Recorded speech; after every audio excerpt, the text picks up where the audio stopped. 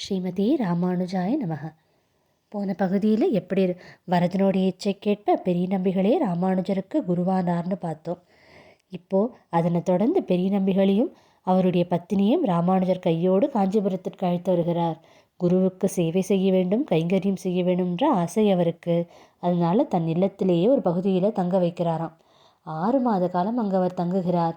அவருக்கு எண்ணற்ற சேவையும் அதோடு சேர்ந்து அவரிடம் எண்ணற்ற ஞானங்களையும் பெறுகிறார் ராமானுஜர். பெரிய நம்பிகள் அவருக்கு ஆளவந்தார் ஏற்றி எண்ணற்ற ரத்தனங்களையெல்லாம் கற்றுத்தருகிறார். அதோடு ஆழ்வார்கள் இயற்றிய பாசுரங்களையெல்லாம் கற்றுத்தருகிறார். இதெல்லாம் போகிறது. கடைசியாக திருவாய்மொழி மட்டும்தான் மீதம். அதை தான் தொடங்க வேண்டிய நிலையில் இருந்தது. அப்போ அந்த சமயத்தில் தான் ஒரு நாள் தஞ்சம்மாளுக்கும் குருபத்தினிக்கும் இடையே ஏதோ சலசலப்பு ஏற்பட அதில் தஞ்சம்மாள் குருபத்தினியின் மனம் நோகும்படி நடந்து விடுகிறாள். இப்போ இது குருபத்தினியும் நேர பெரிய நம்பிகளிடம் போய் சொல்லு.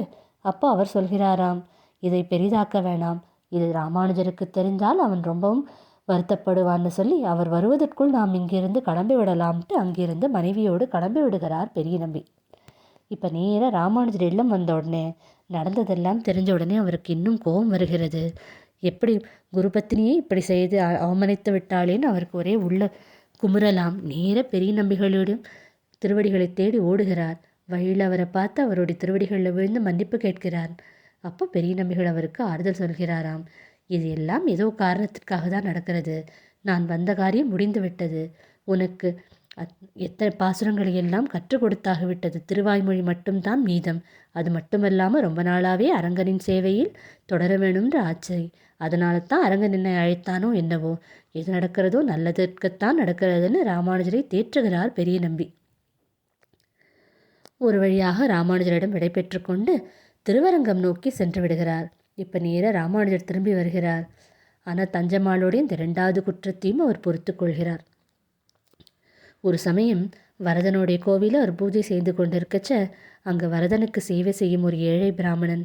அவனுக்கு ஒரே பசி. ராமானுஜரிடம் போய் சொல்கிறாராம்.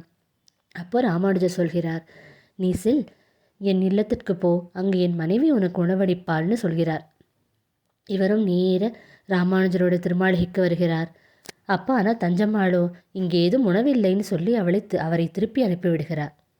இப்போ ராமானுஜர் கைங்கரியம்லாம் முடித்து திரும்பி வரச்ச எதற்கு அவர் வருகிறார், என்ன உணவு உண்டீரான்னு கேட்க அவர் நடந்தது எல்லாம் சொல்ல இவருக்கு இன்னும் வருத்தமாக போய்விடுகிறது. அப்போ ராமானுஜர் கையில் பிரசாதம் இருந்தது. அதை அந்த பிராமணருக்கு கொடுத்து நேர வீடு வருகிறார் ராமானுஜர். இப்போ வீட்டில் வந்தால் விருந்தாக இருக்காம். தடபுடலாக விருந்து சமைத்து வைத்திருக்கிறாள் தஞ்சம்மாள்.